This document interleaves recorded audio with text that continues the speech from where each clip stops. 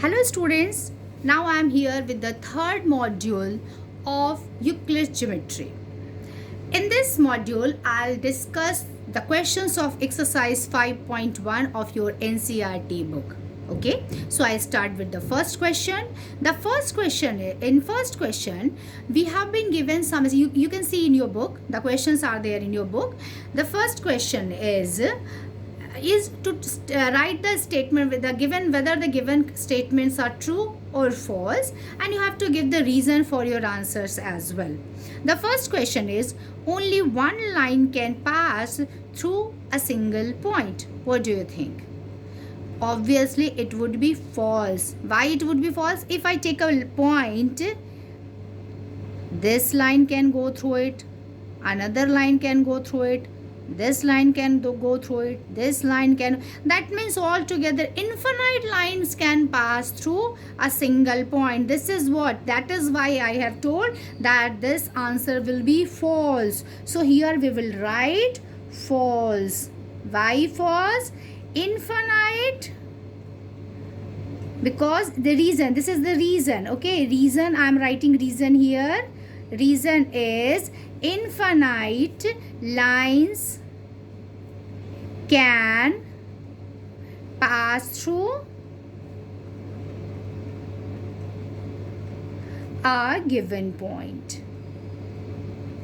Okay, now the second statement is, there are infinite number of lines which pass through two distinct points. What do you think? This will also be false. Why false? Because if I'm talking about 2 points and I want to pass a line passing through these 2 points, that line will be this one only. Now I cannot pass any other point. If passing through this we talk, many lines can pass through this. In the same manner, many lines can pass through this point. But if I talk about a single line which is passing through both the points, that will be only one. So that is why this statement will be false, because the statement is there are an infinite number of points. This is wrong. So the what would be correct? Reason. The reason is one and only one and only one line can pass through two distinct points. Two distinct points. Okay, now the third statement, a terminated line can be produced indefinitely on both sides. Yes, obviously it would be correct. So this is true. And why it is true? Reason. What is the reason?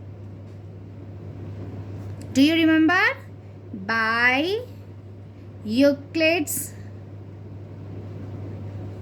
second postulate. In second postulate, we have studied that one line can be produced indefinitely both sides. So from that postulate only, this statement will be true. Now, fourth one, if two circles are equal, then their radii are equal. Yes, they will also be, this will also be correct, true. Why it is true? What is the reason? If you remember Euclid's axioms, in Euclid's axiom we have studied, if two shapes coincides, if two things coincides, they are equal. So if we are talking about two circles, they will overlap each other, they will coincide each other, so their radii, all the organs will be equal, so their radii will be equal. So this will be by Euclid's axiom. This will also be correct. Is this clear to everyone? Now we come to the next statement. The next statement is, if AB is equal to PQ and PQ is equal to XY. This AB is equal to PQ and this PQ is equal to XY. Then AB is equal to XY. This will be equal to this one. Yeah, obviously it will be true. Why it is true? Do you remember? It is Euclid's first axiom. When two things are equal and again the second is equal to the third one, so the first and second will be equal. This is Euclid's first axiom. So reason we will simply write by Euclid's axiom.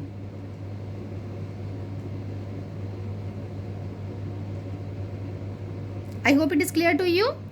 Now in second question you have to write down only definitions. You will try to write yourself. If you will find any difficulty in writing the definitions, you can ask in the comment box. Now I go with the third question. Third question is two statements are given, two postulates are considered, two postulates given below. We have been given two statements here. Given any two distinct points A and B, there exists a third point C which is in between A and B. This is one situation we have been given. This is one postulate we have been given. The second one is there exist at least 3 points that are not on the same line. Okay. In this case what we are getting? In this case we are getting that A, B, C are on the same line. In this question, in second statement, we are getting A, B, C are 3 points which are not on the same line. This is the postulate given. Now, what is the question related to these two postulates? The question is, do these postulates contain any undefined terms? Now, the next part of the question is, are these postulates consistent? Do they follow from Euclid's postulate? Explain. Okay. Now I start answering it. What do you think? Any undefined term is here? I have already discussed about undefined term to you. What are the 3 undefined terms? Do you remember the terms which need a lot of definition, a chain of unknown terms? They are known as undefined terms. So what I told you, point, line and plane, these 3 are undefined terms. So all the mathematicians sit together and they decided that these 3 terms will be in the category of undefined terms. So what do we think? Line is here, point is here, line is here, line, yes, line is here. So they are the undefined terms. So what we will answer? Yes, these postulates have point and line as undefined terms. Undefined terms. Okay, first part is done. Are these postulates consistent? Yes, obviously these two postulates are consistent. Why they are consistent? Because they both are dealing with two different situations. They are not telling that A, B, C is on the same line. So we have to go according to that. That means in first line, they are on the same straight line. And the second line says about 3 another points which are not falling on the same line. So we will write, yes, the postulates are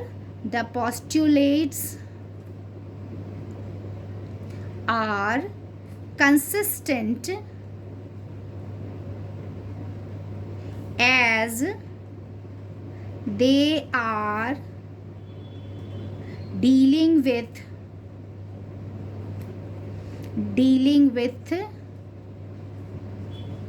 two different situations. Is this clear? Now the last part of the question.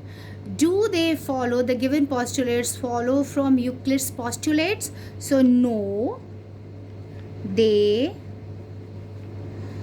do not follow Euclid's postulates, but they follow axiom. And what is the axiom? That for two given points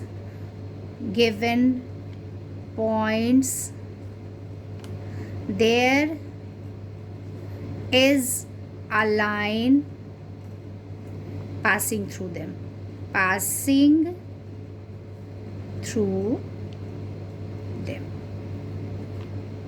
think this is clear to everyone.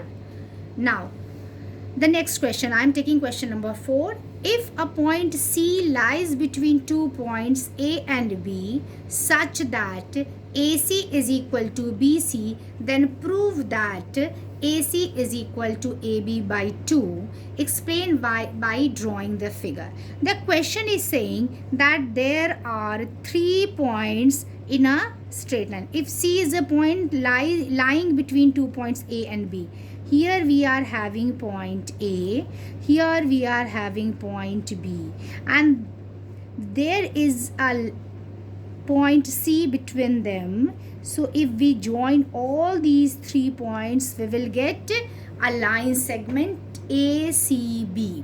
Okay, it has been given that AC is equal to BC, then we have to prove that AC is equal to AB by 2. Okay, so we start with the given part. AC is equal to BC, it is given to us, given. Now both sides, what do we do? As these two are equal, so if we want to do, we have to show AC. So if both sides, we will add AC. So when these two parts are equal, if we add AC plus AC, that will be equal to BC plus AC, because AC is equal to BC, and if we add equals to both sides, the sum will also be equal. So we can write, when equals are added to equals, the wholes are equal. Okay, so this is our Euclid's axiom. This is from Euclid's axiom. So if we add AC to AC, it will become 2AC, and if we add BC to AC, it will become AB. Is this clear? AC plus BC will be equal to AB. That's it. Now from here, AC is equal to 1 by 2 into AB. That is proved. This is what we had to prove. Is this clear to everyone? Now I start with question number 5. In question number 4, point C is called a midpoint of line segment AB. Prove that every line segment has one and only one midpoint. So this was the question. This is the line segment AB and C is its midpoint. So for contradictory, we consider that we are having another midpoint D. So if possible, let AB has two midpoints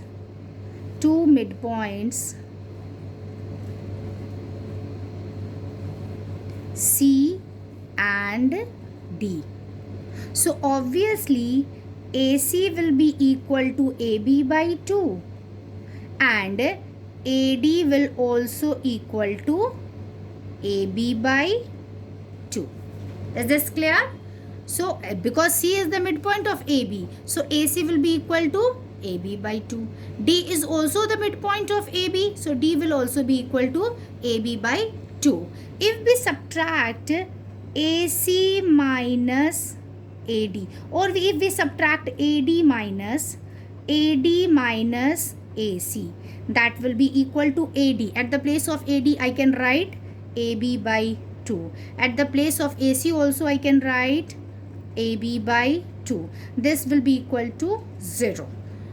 And what is AD minus AC? AD minus AC is equal to CD. So this will be equal to CD is equal to 0. When CD is equal to 0, it means C and D coincide. So C and D are the same point. That's it. So it will have only 1 and 1 midpoint. AB will have only 1 and 1 midpoint. Now we come to the last question. In the given figure, if AC is equal to BD, then prove that AB is equal to CD. Okay, so here it is given, here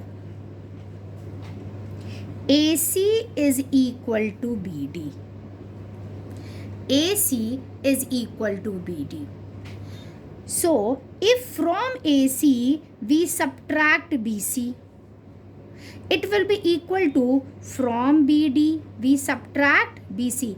How it is possible? It is by Euclid's axiom. When equals are subtracted from equals, the remaining are equals. When equals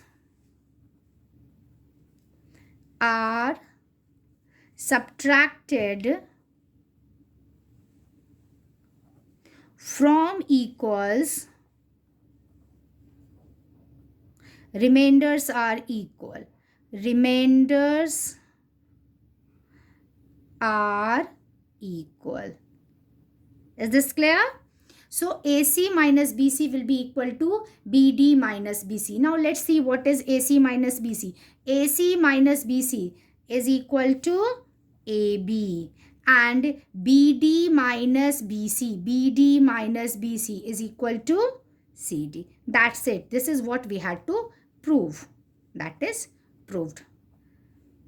Okay, I hope all of you have understood it. Thank you and have a wonderful time.